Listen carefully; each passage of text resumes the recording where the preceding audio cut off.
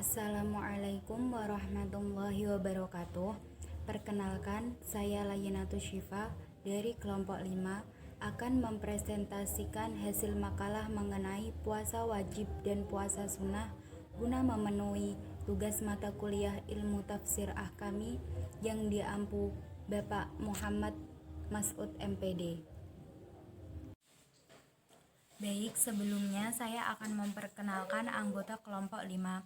Yang pertama ada Mbak Faridah Halimatun Nikmah dengan NIM 20101100009, dengan saya sendiri Layinatus Syifa dengan NIM 20101101010, dan Mbak Isroah Sofiana dengan NIM 20101101016. Langsung saja kita mulai presentasi.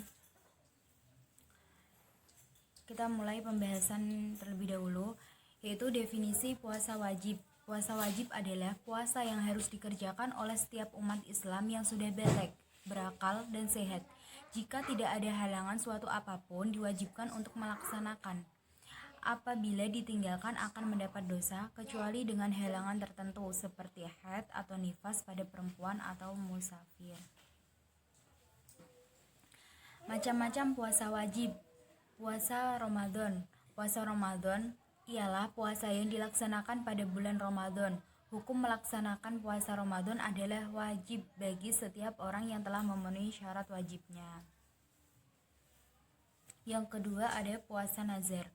Puasa nazar adalah puasa yang dilakukan karena mempunyai nazar atau janji kebaikan yang pernah diucapkan. Misalnya, kamu ingin sekali lulus SMP dan memperoleh peringkat 10 besar di sekolah. Jika keinginanmu mulia itu terwujud, kamu berjanji untuk puasa 3 hari. Nah, ketika cita-cita itu ternyata terpenuhi, maka janji atau nazar untuk berpuasa 3 hari tersebut harus segera kamu laksanakan. Yang ketiga ada puasa qadha. Puasa qadha adalah puasa yang kita niatkan untuk mengganti kewajiban puasa sesudah lewat waktunya. Misalnya, orang yang sedang haid diperbolehkan berbuka puasa Ramadan dan menggantinya pada hari lain di luar bulan Ramadan, atau puasanya orang yang sedang dalam perjalanan musafir dan orang sakit. Mereka harus mengganti puasa sebanyak puasa yang ditinggalkannya. Yang keempat ada puasa kifarat. Puasa kifarat adalah puasa yang wajib dikerjakan karena melanggar suatu aturan yang telah ditentukan. Puasa kifarat wajib dilaksanakan apabila terjadi hal-hal berikut. Yang pertama, tidak mampu memenuhi nazar. Yang kedua, berkumpul atau bersetubuh dengan istri di siang hari pada puasa Ramadan. Yang ketiga, dihar kepada istrinya. Mencukur rambut ketika ihram sebelum bertahallul, berburu ketika ihram, mengerjakan haji dengan cara tamattu atau qiron. Definisi puasa sunnah.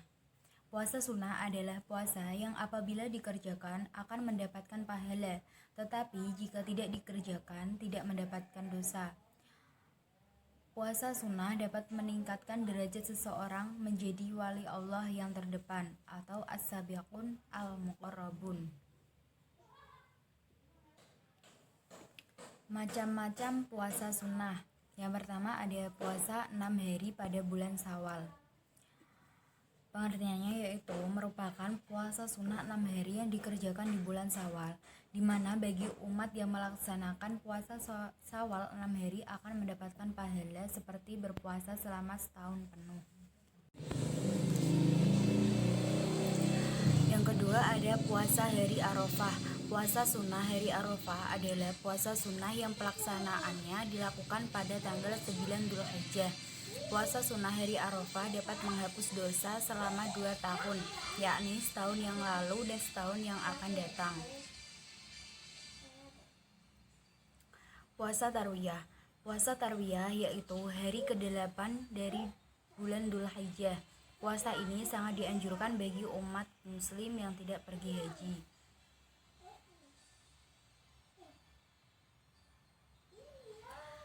Yang keempat ada puasa Ayyamul Bid. Puasa Ayyamul Bid adalah ibadah sunnah pada setiap pertengahan bulan dalam kalender Hijriah. Puasa ini dilakukan setiap tanggal 13, 14, dan 15. Namun pada bulan Dzulhijjah, puasa Ayyamul Biru'in dilaksanakan pada tanggal 14, 15, dan 16 atau setelah hari tasyrik. Puasa Daud. Puasa Daud adalah puasa yang dilakukan oleh Nabi Daud alaihissalam.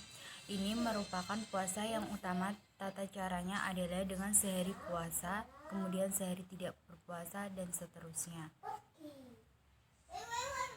Puasa Syawal.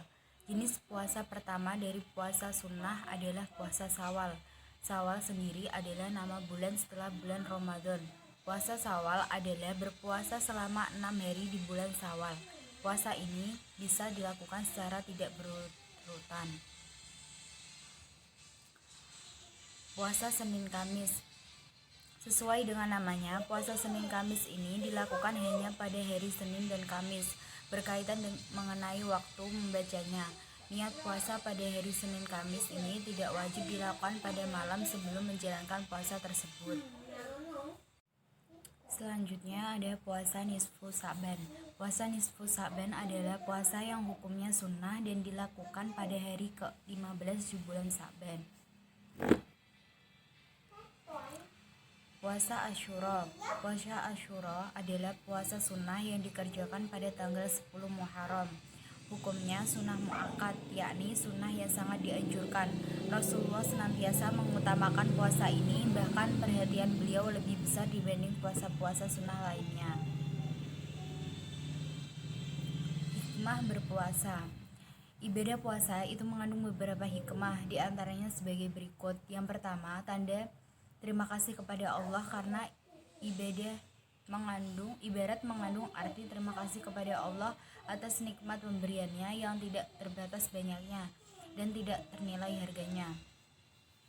Yang kedua, didikan kepercayaan. Seseorang yang telah sanggup menahan makan dan minum dari harta yang halal kepunyaannya sendiri karena ingat peraturan Allah, sudah tentu ia tidak akan meninggalkan segala perintah Allah dan tidak akan berani melanggar segala larangannya.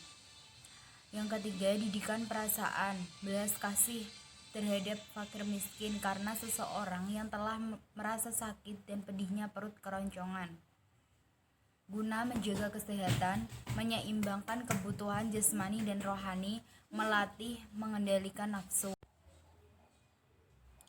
Penutup, puasa adalah salah satu rukun Islam yang wajib dikerjakan oleh hamba Allah yang bertakwa. Di dalamnya banyak terdapat manfaat bagi jasmani dan rohani. Puasa sendiri dibagi menjadi 2 macam, yaitu puasa wajib dan puasa sunnah. Puasa haruslah dilakukan pada selain hari-hari yang telah diharamkan dan dalam menjalankannya pun harus menghindari hal-hal yang dapat membatalkan puasa. Di antaranya muntah dengan sengaja, ragu, berubah niat, dan lain sebagainya. Puasa mengandung banyak hikmah baik dalam segi kejiwaan, seperti membiasakan sabar dan berperilaku baik. Dalam segi sosial, seperti sikap saling tolong-menolong. Dalam segi kesehatan, seperti membersihkan usus, maupun dalam segi rohani, yaitu selalu berzikir kepada Allah. Sekian dari kelompok 5. Apabila ada tutur kata yang kurang berkenan, mohon maaf sebesar-besarnya. Sekian, terima kasih. Wassalamualaikum warahmatullahi wabarakatuh.